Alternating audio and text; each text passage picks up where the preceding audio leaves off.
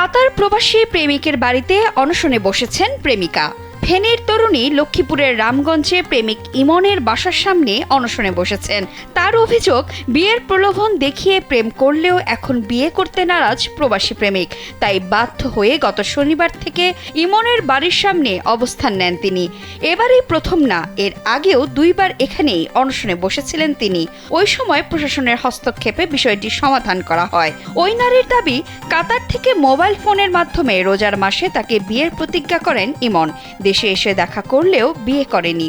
এত কিছু করে রোজার মধ্যে আমাকে কথা দেয় বিয়ে করবে, আমাকে মার দুধের কসম, এই সেই কোরআনের কসম, রোজা রেখে রোজা মুখে রেখে কসম, দেশে আসলে আমাকে বিয়ে করবে।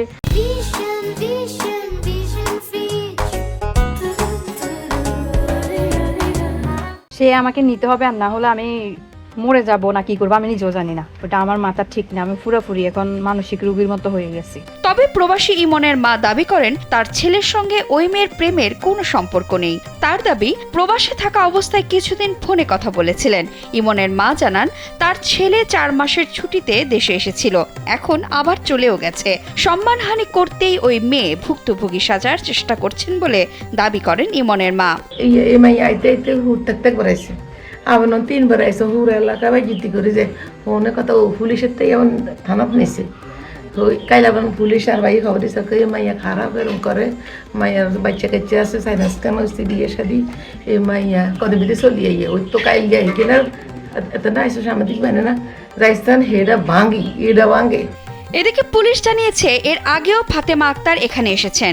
তবে ওই সময় তিনি পুলিশকে যে তথ্য দিয়েছেন তা সঠিক নয়। পরে তাকে থানা হেফাজতে রেখে ম্যাজিস্ট্রেট আদালতে পাঠানো হয়। সেখান থেকে তাকে নিজ জিম্মায় ছেড়ে দেন আদালত। তাকে সারা রাত বুঝেছি, সারা দিনও বুঝেছি, তার কোনো নাম ঠিকানা সঠিক নাম ঠিকানা দেয় না।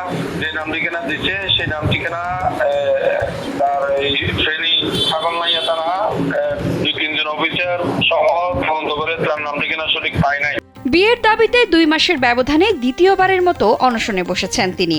তাকে প্রবাসী প্রেমিক দেশে এসে বিয়ে না করলে নিজের প্রাণ বিসর্জনের হুমকিও দেন। দাবি করেন, এর আগেও একাধিকবার ঘুমের ওষুধ খেয়েছেন, এবারও তেমনই কিছু একটা করবেন।